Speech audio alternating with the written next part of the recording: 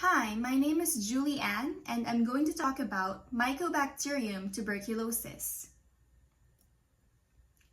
First discovered by Robert Koch in 1882, Mycobacterium tuberculosis is a thin rod-shaped bacilli. We can see here in this colorized scanning electron micrograph under high magnification these long rods. And they can appear in singles, in pairs, or in small clumps. We can see in here that they look like they're sticking together in small clumps. They are non-sporing, meaning they don't produce any spores. They are non-motile. They don't have any structures that allow them to move around, like cilia or flagella. They are non-capsulated, and they contain mycolic acid. So here we can see the three different stains. The first one is the Gram stain.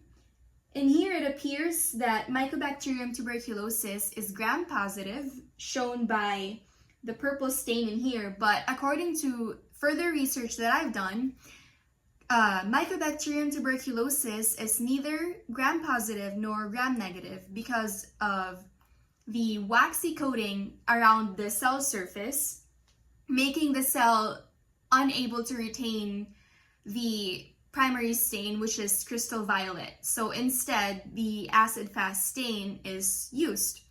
So in here, it's clearly acid-fast positive because of the bright red stain that we see here.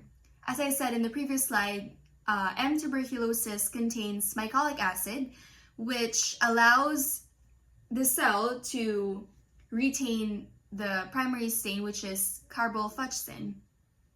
Finally, in the spore stain, it is negative because we can only see pink stain in here in the vegetative cells. It doesn't contain or produce any spores that retain the malachite green.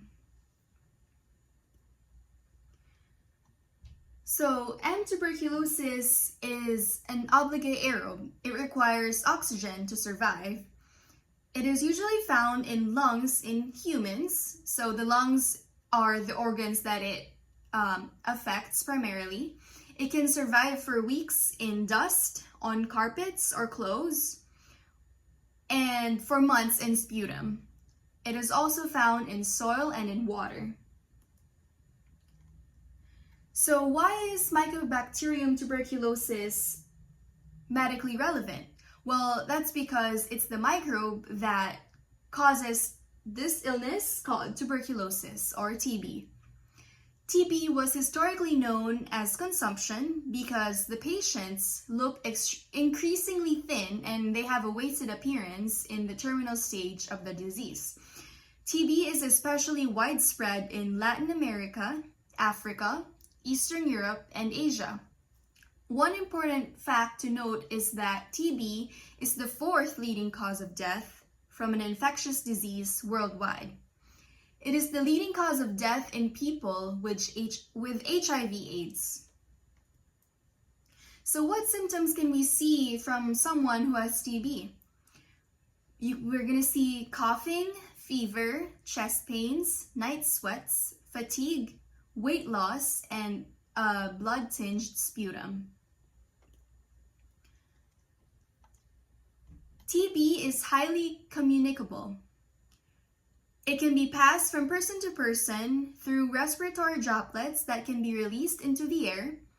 And so the portal of entry is the respiratory tract. So those droplets, whenever someone with TB coughs, sneezes, talks, or sings, anything where those respiratory droplets can land in the mucous membranes of someone else, like it can land on the mouth or in the nose, that's how TB is transmitted.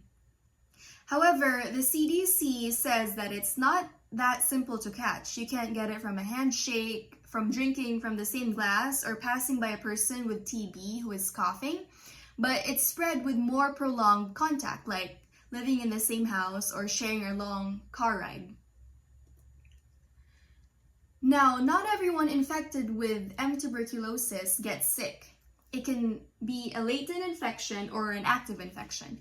With latent infection, there are no symptoms and they're not contagious. However, it can progress to an active infection. With an active infection, that's when they develop symptoms and that's when they are contagious. So what sorts of tests can be done? Well, the most common one is the tuberculin skin test. I know with us who are going into healthcare or health career students, one of the requirements is to get that two-step TB test. And what they do is they inject tuberculin proteins in the dermis of the forearm, and a reaction will occur if you're infected with tuberculosis. You're going to see some redness and there's going to be like a bump. And then when you go back to get your results read, they're going to measure the raised area, the diameter of that raised area after 48 to 72 hours. And then the other test is they can do a blood test where they measure the immune reaction to tuberculosis. However, these two tests don't distinguish between a latent or active infection. They only identify exposure to TB. So what else can we do? Well, further tests include getting a chest x-ray where they look at the lung changes from TB, because as I said earlier, the lungs are what this bacteria affect primarily. And also they can do a sputum culture where they look at mucus and saliva specimen. So is there a vaccine? Yes, there is. It's called a Bacillus calmette-guerin or a BCG vaccine.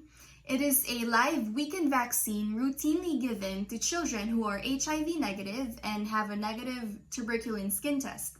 It's not widely used in the US, however. It's only for those who may be at high risk, like healthcare workers or those traveling to high-risk areas. So the treatment is going to be antibiotics. For the latent TB, for 4 to 9 months, it's going to be treated with isoniazid and or rifampin. And with active TB, they're going to treat it with a combination of other antibiotics, and it's going to be a longer treatment.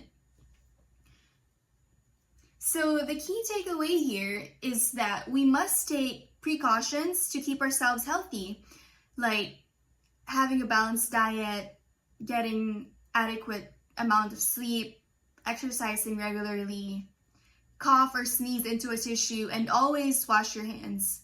This isn't relevant only to tuberculosis, but it's relevant to any bacteria, virus, any other pathogens, and especially with what's going on right now with COVID-19. And these are the references that I used.